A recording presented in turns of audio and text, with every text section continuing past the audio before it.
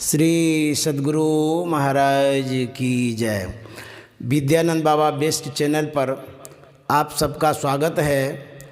मेरा सौभाग्य है आज हम पूज्यपाद स्वामी शिवानंद जी महाराज के सानिध्य में हैं और इनका दर्शन कर रहे हैं। आज मैंने पूज्यपाद से जिज्ञासा रखने की बात कही तो सहर्ष इन्होंने स्वीकार किया और बड़ा प्यार मिला इनके पास आकर के और इन्होंने कहा हाँ ठीक है आप करिए। तो पूज्यपाद अभी महर्षि में ही साधना आश्रम अररिया बिहार में रहते हैं। इनका अपना आश्रम है, उसी आश्रम में अभी रह रहे हैं। ये अभी कुप्पा घाट महर्षि में ही आश्रम आए हुए हैं। यहाँ पर ये दर्शन प्रसन्न करने के लिए आए और जैसा कि मुझे ज्ञात है पूज्यपाद वर्षों इस तपस्थली में कुप्पा घाट में रह चुके हैं और इन्होंने सेवा भी दिया है। ये बड़े पुराने महात्मा हैं। इनका अभी उम्र 72 वर्ष हो रहा है। तो इनसे मैं यह जानना चाहता हूँ कि आपका पूरा परिचय क्या है और जैसा मैंने देखा ही न साधना के प्रति विशेष लगाव है, झुकाव रखते हैं, साधना में तल्लीन रहते हैं, समय का महत्व देते हैं और समय पर ध्यान भजन करते हैं। बड़े संयमी हैं और मधुर भाषी भी हैं। इनकी वाणी बड़ी मीठी भी होती है और अनुभव युक्त होती है। संत मत का ज्ञान इनके पास बहुत है। यदि आप इनके प्रवचनों को सुनते होंगे तो पता होगा। इन महान पुरुषों के करीब हम आए हैं और इनसे इनके जीवन के विषय में जानना चाहेंगे। सबसे पहले मैं पूज्यपाद से शुभकामना चाहता हूँ 2 शब्द में, जो मैं ये काम कर रहा हूँ जी। इस काम में अच्छी सफलता मिले, यह बहुत बढ़िया काम है। महात्माओं की जीवनी को संसार में फैलाना अच्छी बात है जी। पूज्यपाद ने आशीर्वाद दिया। अब स्वामी शिवानंद जी महाराज से ये जानना चाह रहे थे कि आपका जन्म कब हुआ है और कहाँ हुआ है जी। 27 दिसंबर 1985 ईस्वी को मुजफ्फरपुर ज़िले के बरबट्टा ग्राम में जी। आपका मुजफ्फरपुर गांव हुआ? हाँ, मुजफ्फरपुर जिला जी जी। कह रहे थे कि आप 1950 में इस धराधाम पर आए जन कल्याण करने के लिए। मैं आपके जीवन चरित्र को जानना चाह रहा था कि आपका पूर्व नाम क्या है जी। मेरा पूर्व नाम है शिव शंकर भगत जी जी। और जो हमारे पूज्यपाद के पिताश्री हैं उनका भी नाम जानना चाहेंगे जी। स्वर्गीय श्री अजबदेव भगत जी। स्वर्गीय अजब जी भगत हैं इनके पिताश्री। और ये जहाँ पर जन्म लिए हैं वहाँ पर किस पूजा पद्धति को आप जानते थे जब आप बड़े हो गए तो जी? वहाँ लोग छठ व्रत करते, सत्यनारायण पूजा करते थे। हम रोज भगवान शिव को जल देते थे जी जी जी। भगवान सूर्य को, भगवान शिव को, भगवान शिव की उपासना करते थे, जलाभिषेक करते थे जी जी। शिव के कभी कभी जल चढ़ाते थे, सूर्य को रोज पूजा करते थे। अच्छा, सूर्य का भी पूजा करते थे? हाँ, रोज जल देते थे जी जी जी। कह रहे थे कि जो आप बड़े हुए वहाँ आपके गांव में कोई स्कूल होगा, उसमें पढ़ने जाते होंगे। किस तरह से आपने शिक्षा को प्राप्त किया, कहाँ तक किया जी? हम छोटे उम्र में माता पिता के साथ ग्राम रामपुर तिलक पूर्णिया चले आए थे। ओह अच्छा अच्छा। हाँ, तो वहीं एक विद्यालय है झाली घाट गाँव में, वहीं से पढ़ाई शुरू हुई थी जी। तो वहाँ से प्रथम वर्ग से पढ़े? प्रथम वर्ग से, हाँ, झाली घाट जी जी। झाली घाट में कहाँ तक शिक्षा मतलब लिया गया जी? 3रा वर्ग तक। 3रा वर्ग। उसके आगे की? उसके बाद चोपड़ा बाज़ार में मिडिल स्कूल है जी जी। वहाँ 4था से लेकर 7वां तक पढ़े जी जी जी। और खूंट में उस बगल में है ठाकुर बल्ले खूंट, वहाँ 7वां वर्ग से 11वां तक पढ़े 11वां तक पढ़े जी जी जी। तो स्वामी जी ने ये जो शिक्षा प्राप्त की मैट्रिक तक, और इनका जो ज्ञान है बड़ा अद्भुत है, साधनानुभूति है, साधना में इन्होंने ज्ञान प्राप्त किया है, अंतर का ज्ञान, संतमत का ज्ञान। अब पूज्यपाद से ये जानना चाह रहे थे, जो संतमत की दीक्षा विधि है, प्रारंभिक दीक्षा विधि, वो आप कहाँ प्राप्त किए, किन से प्राप्त किए, कब प्राप्त किए? जी। संतमत की साधना विधि पूज्यपाद श्री संत सबीर स्वामी जी महाराज से जानने को मिली।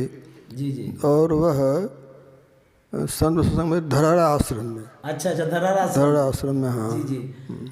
तो वहाँ आप कैसे पहुँच गए? 1973 ईस्वी में। जी जी।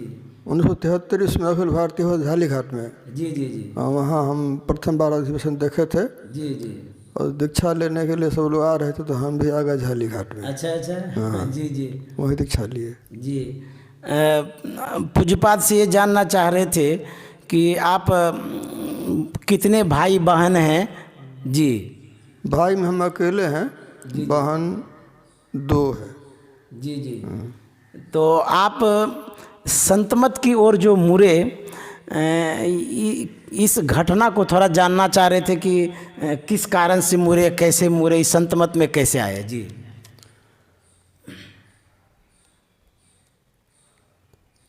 ठाकुर जी विद्यालय खूंट में जी जी। एक शिक्षक थे श्री सददेव बाबू।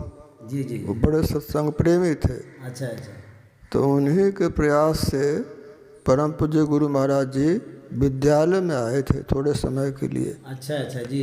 तो उन्हीं के दर्शन किए और पूर्वजन्म की कमाई थी, बड़े प्रभावित हुए और उनके साथ अच्छा अच्छा रहने की इच्छा हुई और समय निकाल के आ गया। जी जी जी। तो आप किसी के माध्यम से गुरु महाराज तक पहुँचे, आपके मन में वैराग्य कैसे हुआ, थोड़ा ये भी जानना चाह रहे थे। क्योंकि कोई भी व्यक्ति एकाएक घर छोड़ता है, कुछ तो घटनाएं घटती है, तो इस साधु जीवन में जो आए, इसमें वैराग्य किस तरह से हुआ? जी। हमारे समाज में एक वृद्धा स्त्री थी। जी जी जी। उनके अनेक बेटे थे, बेटियां थीं। जी जी जी। जब वह वृद्धा हुई, चलने से लाचार हुई, जी। तो बेटे बेटियों में से किसी ने से उनको कोई सहयोग नहीं मिला। जी जी जी। बड़ी दयनीय अवस्था में रहती थी। तो ये सब देख करके मुझको बैराग हो गया कि दुनिया झूठी है, भजन करना अच्छा है। अच्छा। तो आप इस ओर मुड़ गए? मुड़ गए, हाँ। फिर कोई रोक नहीं सका। तो पूज्यपाद से ये जानना चाह रहे थे कि वो अवस्था क्या होगी जिस अवस्था में आप घर त्याग दिए? उस समय मैं 17-18 वर्ष का होगा। जी जी जी। देखिए, बड़ा मतलब कि संस्कार अच्छा रहा होगा, तभी तो ये 18 वर्ष की उम्र में साधु जीवन को स्वीकार किए और संसार के जीवन को तिलांजलि दे दिए। उस अवस्था में जब आप घर से आए तो कहाँ आए? जी। पहले हम आए धराड़ा आश्रम में, वहाँ से पहले से जुड़े थे। जी जी जी। वहीं कुछ दिन रहे। जी। ठीक। और उसके बाद पढ़ने की इच्छा हुई। फिर पढ़ने की इच्छा हुई? संस्कृत पढ़ने की इच्छा हुई। अच्छा। जी जी। हाँ, जो संस्कृत में शास्त्र है। जी जी। तो संस्कृत पढ़ने के ख्याल से हमारे गांव में एक कौरपंथी महात्मा थे, पूज्यपाद श्री धर्मस्वरूप साहब। हाँ जी जी। हाँ, वे पढ़ाते थे फतुहा विद्यालय में, महाविद्यालय, संस्कृत महाविद्यालय में। जी जी जी। तो उन्हीं के साथ फतुहा संस्कृत महाविद्यालय में आया। वहाँ आश्रम भी है, वहीं रहते थे, वहीं पढ़ते थे। जी। वहाँ की पढ़ाई अच्छी नहीं थी। जी। तो अच्छी पढ़ाई के लिए हम बनारस पहुँच गए। अच्छा। हाँ। वाह। तो सदगुरु कबीर मठ, कबीर चौरा, बनारस में रहते थे। जी जी जी। और रामानुज संस्कृत महाविद्यालय कर्णघंटा में पढ़ने जाया करते थे। जी जी जी। हाँ।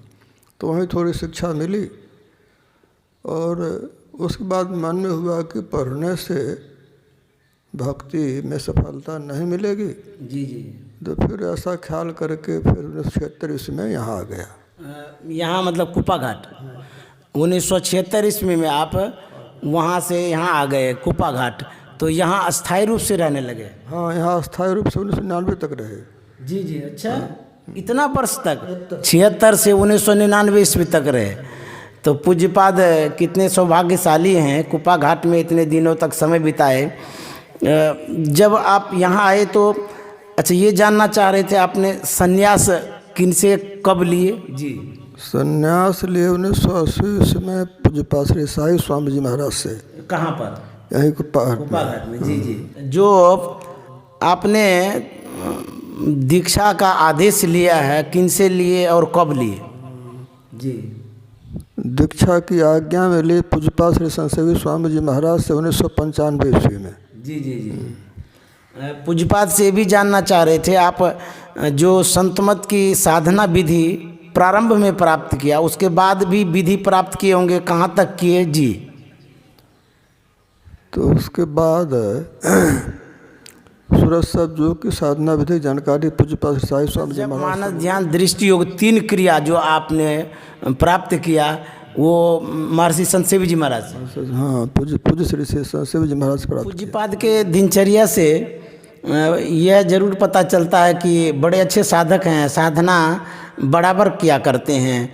और मैं ये जानना चाह रहा था कि साधना के प्रति जो इतना झुकाव हुआ क्या आपके मन में हुआ, कब से हुआ? जी, एक बचपन से भक्ति के प्रति मेरी आस्था रही है। जी जी जी। भगवान शिव को फोटो में पद्मासन में बैठे देखा था तो मैंने अभ्यास करने लगा। अच्छा, हाँ, तो दीक्षा से पहले हमारा अभ्यास शुरू था जारी। किनका फोटो देखे थे? भगवान शिव।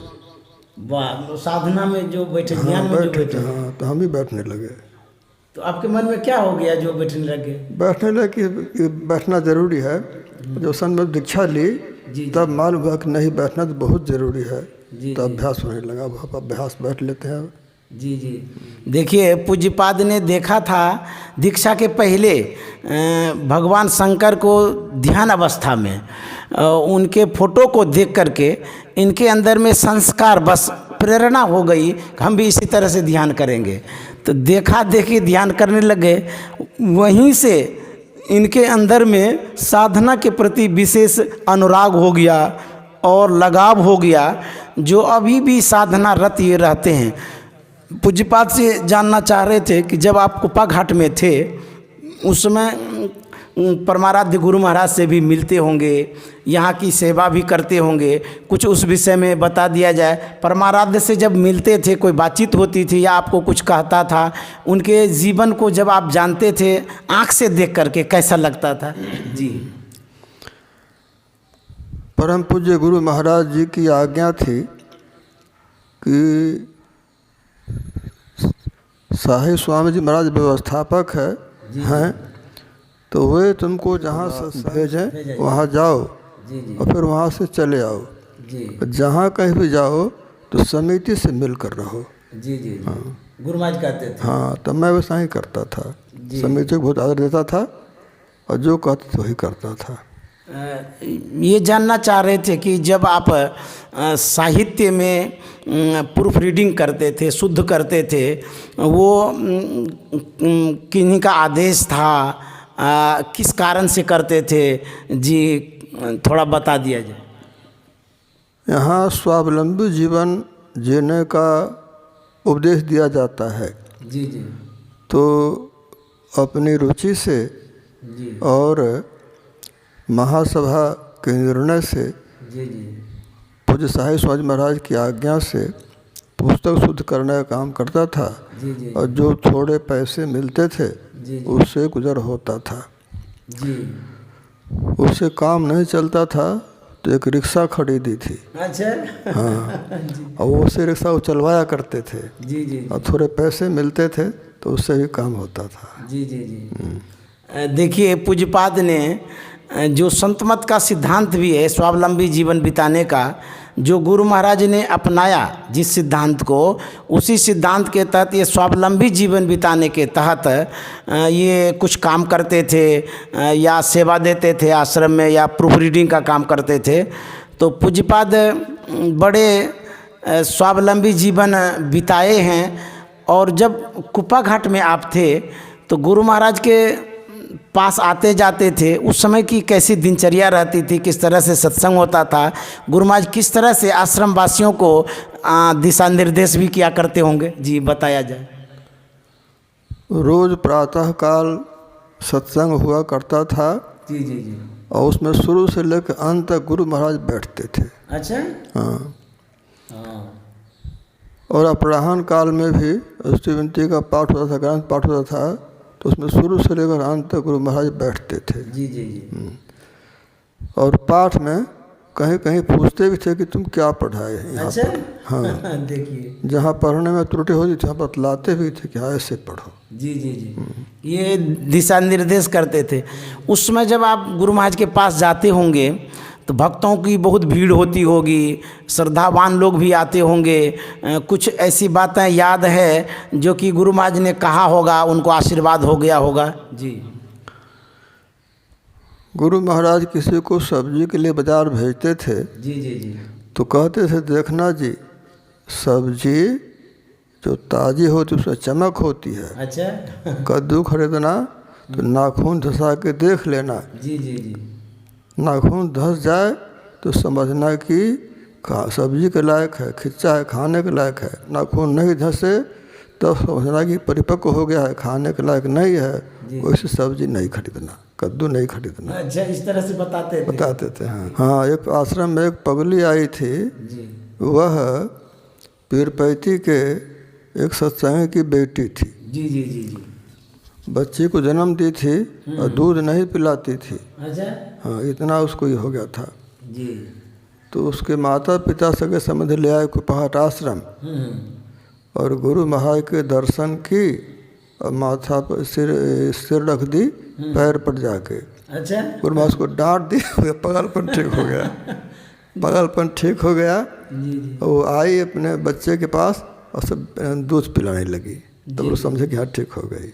अरे हम ये आप अपने आँख से देखें। हाँ देखे। देखिए, प्रत्यक्ष में पूज्यपाद ने जो देखा वही घटना हम लोगों के सामने रखा है। तो आप जब गुरु महाराज के पास होते थे तो गुरु महाराज और भी कुछ आप लोगों को बताते होंगे, आश्रमवासी के नाते कुछ सुझाते होंगे, बताते होंगे कैसे करिए वैसे करिए, कुछ ऐसा कभी निर्देश मिला था आश्रम के अहाते के अंदर की बात? जी। भोजन के बाद हम लोग सभी आश्रमवासी गुरु महाराज को प्रणाम करने जाते थे। बराबर। अच्छा।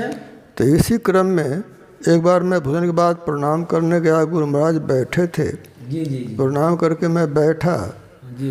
तो गुरु महाराज मुझसे पूछे कि हमार बात प्रचार क्यों करते। अच्छा। हाँ। तो मैंने कहा हुजूर जकरा बनाए दिए। ये आप देखे थे।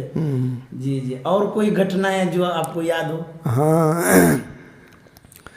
गुरु महाराज बाहर सत्संग प्रचार में गए थे। जी जी जी। और हमको मालूम था कि इतना तारीख को आएंगे। जी। तो मैं सोचा इसी बीच मैं गंगा सागर से हो आता हूँ। अच्छा।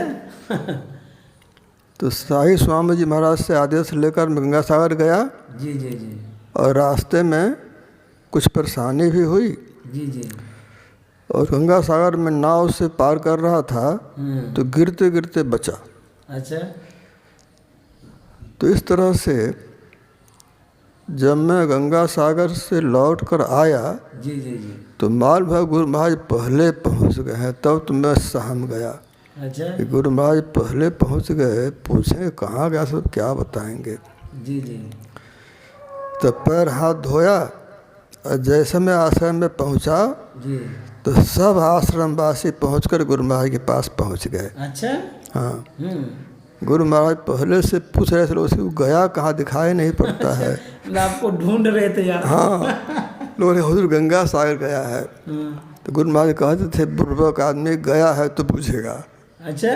गया है तो बुझेगा। अरे राम, ऐसे बोल रहे थे? हाँ। जब मैं आया श्री चरणों में प्रणाम किया। जी जी। तो वर्ष बाबा बोले कि शिवान प्रणाम करे छे। हाँ। तो गुरु महाराज बोले, बच के आब गेले से बहुत भेलो। अरे राम, क्या बोले? बच के आब गेले से बहुत भेलो। कोई घटना घटने वाली होगी? घटना, हाँ। गाड़ी जा रही थी, ड्राम से टकरा गई थी। अरे राम। हाँ। तो गुरु महाराज ने देखिए कितनी रक्षा की, बड़ा चमत्कार हुआ। तो गुरु महाराज जान रहे थे इस बात को पहले से ही, इसीलिए चर्चा कर रहे थे। तो मैं ये जानना चाह रहा था कि कुप्पा घाट में इतना बरसों से रहे, यहाँ की जो भूमि है, तपस्थली है, इसका जो प्रभाव है उसको आप थोड़ा सा बताइए आम जनता के लिए। जी। गुरु महाराज ने यहाँ तपस्या की, उन्हें साधना में पूरी सफलता मिली। यह हमारे लिए सिद्ध पीठ है, प्रणम्य है। या जो दूर से आते हैं, जी जी जी, जो कोई श्रद्धालु हैं, वो उनको ज्ञान को सीखते हैं, समझते हैं, और जिनमें श्रद्धा नहीं है वो उनके ज्ञान से नजीक रह भी दूर हो जाते हैं। जी जी जी। तो श्रद्धावान लभते ज्ञान, जो भगवान कृष्ण गीता में कहा, सो ठीक कहा है। तो जिनमें जैसी श्रद्धा है उनको ऐसा ज्ञान होता है, उन्हें वही साधना में सफलता मिलती है। जी जी। तो जो गुरु महाराज ज्ञान को समझते हैं वे पक्षा पक्षी से दूर रहते हैं। जी जी जी। और वे अपने भजन में आगे बढ़ते हैं। जो पक्षा पक्षी में रहते हैं वे अपनी छवि धूमिल कर रहे हैं। जी जी जी। कह रहे थे कि जो यहाँ गुफा है, उस गुफा में जब आप यहाँ रहते थे, गुरु महाराज उस समय ध्यान में बैठने के लिए जाते थे, या कोई और आश्रमवासी जाते थे, या आप जाते होंगे? इस गुफा से लोग सरोकार रखते थे उस समय, आपको कभी मौका लगा उनमें जाने में? जी। गुफा में नियमित जाता था। अच्छा। गुफा में ध्यान करने के लिए रोज जाता था। उसमें बैठता था, उसमें अच्छा लगता था। जी जी जी। गुफा का वातावरण आपको अच्छा लगता था? हाँ, वातावरण अच्छा लगता था, वहाँ बैठने में अच्छा लगता था, इसलिए जाता था। जी जी जी। अब एक बात जानना चाह रहे थे, हमारे गुरुदेव महर्षि संत शिवी जी महाराज, जो गुरु महाराज के मस्तिष्क स्वरूप हुए हैं, उनका सानिध्य भी हम लोगों को मिलते रहा है। तो आपने भी देखा है उनको, उनके जीवन को, उनके सेवा को भी आपने जाना है, देखा है। थोड़ा सा उनके विषय में बताया जाए कि वो किस तरह के सेवक थे, किस तरह से गुरु महाराज का उनका संबंध था, उनका क्या प्रभाव था? जी। पूज्यपाद संत शिवी जी महाराज बगल में निवास करते थे। जी जी जी। और गुरु महाराज रात दिन सुबह शाम जब पुकारते थे तब एकदम अविलंब पहुंच जाते थे। अच्छा। हाँ, जैसे उनकी आज्ञा होती थी ठीक उसी तरह से करते थे।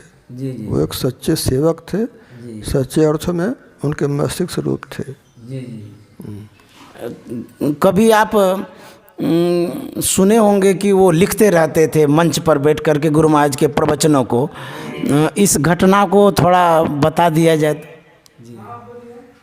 पूज्य संत शिवी स्वामी जी महाराज मंच में बगल में बैठकर गुरु महाराज प्रवचन को लिखते रहते थे। जी जी। और उनको लिखने में इतनी सफलता मिली कि जो बोले बस वही लिखे। उनकी लिखी हुई वाणी बड़ी प्रमाणित है। वो कैसे कंटिन्यू लिखते थे, जबकि गुरु महाराज धारा प्रवाह बोलते होंगे? तो बस वो लिखते जाते थे, उनको ऐसे आदत लग गई थी। अच्छा। तो कभी भूल भाल भी नहीं करते थे लिखने में? नहीं, एक भूल कभी नहीं करते थे। जी जी जी। कुछ ऐसी बातें जो हम लोगों के लिए महर्षि संत शिवी जी महाराज के जीवन से संबंधित हो?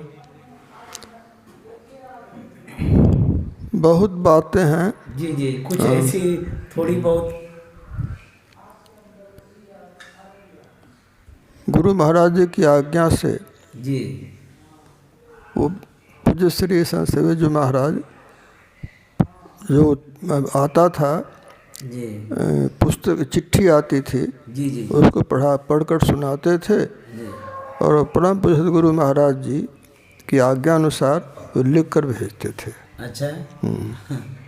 जब गुरु महाराज उस समय चिट्ठी इन्हीं से लिखवाते थे? वो लिखा था। हाँ। जी जी। और कोई बात है? एक आदमी बिल्ला था। बिल्ला? हाँ, अच्छा। बिलार था। परम पूज्य गुरु महाराज कहीं जाते थे जी जी जी। तो दिखाई नहीं पड़ता था। अच्छा।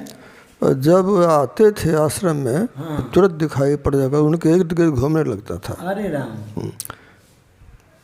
सुग्गा के भी विषय में सुने हैं? हाँ, सुग्गा तो था। हाँ। वो अभी रहता था। और सुग्गा बिल्ला के माथे पे बैठ जाए, कुत्ते के माथे पे बैठ जाए, अच्छा। लेकिन उसको कोई भय नहीं था।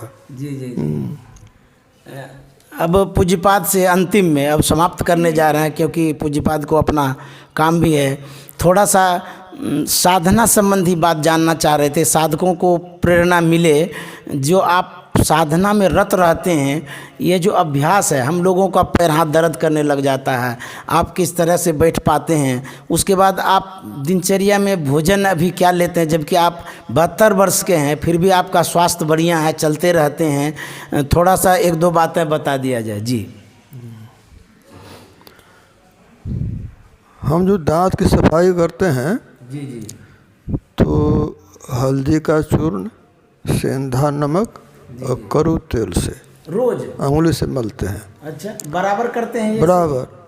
और लोहे का जिभिया रखे हैं, उसे जिभिया कर लेते हैं। जी जी जी। जिससे दांत बड़ा सुरक्षित रहता है। अच्छा। हाँ, दांत ठीक है। जी जी। और हम सूर्योदय के पहले शौच जाते हैं, स्नान करते हैं, मुंह धोते हैं, नहाते हैं, ध्यान भी करते हैं, आसन प्राणायाम भी कर लेते हैं। जी जी जी। और सूरज उगने के बाद हम एक फल खाते हैं। जी, कौन सा फल? सेब तो सेब, चाहे नारंगी, चाहे केला, चाहे खीरा, चाहे तरबूज, जो मौसमी फल होता है, जी जी। उसमें कोई एक फल खाते हैं। अच्छा। हाँ, अनेक फल नहीं खाते। तो जलपान में फिर क्या लेते हैं? वही जलपान हुआ। वही जलपान में? हाँ। फिर भोजन कितने बजे करते हैं? भोजन करते हैं 10 बजे। जी, क्या उस भोजन में होता है? रोटी लेते हैं, चावल लेते हैं, थोड़ा दाल भी लेते हैं, सब्जी भी लेते हैं, जी जी जी। सलाद भी लेते हैं। जी बस यही भोजन होता है। जी। जो मैं कल जान रहा था कि पूज्यपाद भोजन ही नहीं किए रात में, सेवकों से पता चला कि रात में भोजन नहीं करते हैं, इससे शरीर में हरासमेंट कुछ होता होगा, दिक्कतें होती होगी। कितने दिनों से आप ऐसा करते हैं? यह आयुर्वेद का नियम है। जी जी। कि जो पशु पक्षी सूरज डूबने के बाद भोजन नहीं करते हैं, कभी बीमार नहीं पड़ते हैं। अच्छा। हाँ, तो साधकों को सूरज डूबने के बाद भोजन नहीं करना चाहिए। जी जी। भूख लगे तो दूध में हल्दी का चूर्ण डाल के पीना चाहिए। अच्छा। चीनी का सेवन नहीं करना चाहिए। जी जी जी। और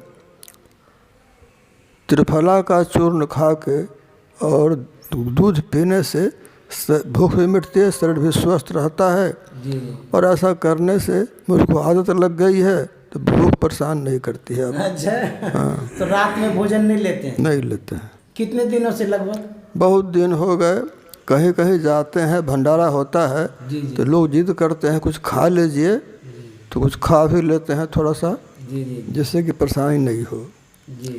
हाँ, तो इससे नियम बंधा नहीं कि रात में खाना नहीं है, प्रायः नहीं खाते हैं, लेकिन कभी कभी इस तरह की भूल होती है जो आयुर्वेद के खिलाफ है। जी जी।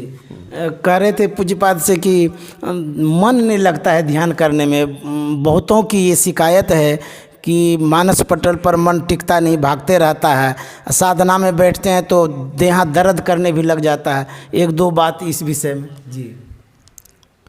वो तो जिसको पहले से अभ्यास है, सूरत में स्थिरता आएगी तो देह हाथ दर्द नहीं करेगा और एक अच्छा लगेगा। जी जी जी। तो फिर चाहे जितना बैठ सके। जी। और तुरंत जात हरि गुरु करुणा बिन मल विवेक न होई, ऐसे परमात्मा और गुरु की कृपा जी जी से ऐसा होता है। जी जी। मैं ये एक बात जानना चाह रहा था कि आप जब प्रवचन करते हैं तो बहुत से संतवानियों का उदाहरण देते हैं। आपको कितना याद है जो उस विषय को पुष्ट करने के लिए एक से एक खजाना से निकालते? इसका क्या कारण है? जी। बात है कि हम जिस परिवार में जुड़े थे, जी जी, जन्म हुआ था, जी जी जी, तो उसमें सीता राम, राम कृष्ण आदि की भक्ति से लोग बड़े सराबोर थे। अच्छा जी। और हमारे पिताजी रामानंदी साधु थे। ओ पहले से ही हाँ साधु थे वो। हाँ। वाह, देखिए तब तो मैं संत मत में आया जी जी तो मुझको मालूम हुआ कि परमात्मा अपने अंदर मिलेंगे। जी जी जी। अंदर मिलेंगे तो कैसे मिलेंगे, रास्ता है, भीतर है। मैं खोज करने लगा तो संत वाणियों में इसकी भरपूर खोज मिली। अच्छा। हाँ, और सब खोज सत्संग योग में मिल गया, एक ही जगह मिल गया। जी जी जी। तो इससे बड़ी आस्था हुई, बड़ा विश्वास हुआ कि परमात्मा को खोजने के लिए कहीं बाहर नहीं जाना है, अपने अंदर में खोजना है, बाहर हरगिज नहीं मिलेंगे। जी जी जी तो इसीलिए इसी आस्था विश्वास से लगा रहा। जी। आपका स्मरण शक्ति बड़ा तरोताज़ा रहता है। 72 वर्ष की उम्र में भी स्मरण शक्ति जो घट जाती है, थोड़ा इस विषय में बताएंगे कि किस तरह से क्या करें जो स्मरण बना रहे, बराबर याद बहुत रहे। ये तो परमात्मा की देन है, इसमें विशेष हम कुछ नहीं बता पाएंगे। कुछ खाने पीने का कुछ ऐसा? वो सब हम नहीं बता पाएंगे। जी जी। सभी लोग या साधना करते हैं तब स्मरण होता है क्या? वो सब तो सभी लोग साधना करते हैं, रोटी चावल सभी लोग खाते हैं। जी, पूज्यपाद से मैंने बहुत बातें की और अब यहीं पर इस बात को विराम दे रहा हूं, बातचीत को, क्योंकि पूज्यपाद को जाना भी है, अररिया जाना है। तो हम लोगों ने सुना पूज्यपाद के सादगी जीवन के विषय में, सात्विक भोजन के विषय में, जो इनकी दिनचर्या है उसके विषय में, इन्होंने जो सेवा की कुप्पा घाट में उस विषय में सुने, परमाराध्य का जो सानिध्य मिला उस विषय में सुने। इस तरह से इनसे मैंने बात की। अब पूज्यपाद से कभी मुलाकात होगी तो और अन्य विषयों पर जिज्ञासा रखेंगे। इन्हीं शब्दों के साथ मैं विराम दे रहा हूँ। पूज्यपाद से अंतिम में 2 शब्द की शुभकामना चाहता हूँ। जी, मेरी मंगल कामना है जी जी। गुरु महाराज ज्ञान सब संतों का ज्ञान सत्य है, सही है, और इसका प्रचार विशेष से विशेष हो। और यही सब उपाय है करने के जो आप कर रहे हैं। आप इसके लिए प्रशंसा और धन्यवाद के पात्र हैं। श्री सद्गुरु महाराज की जय।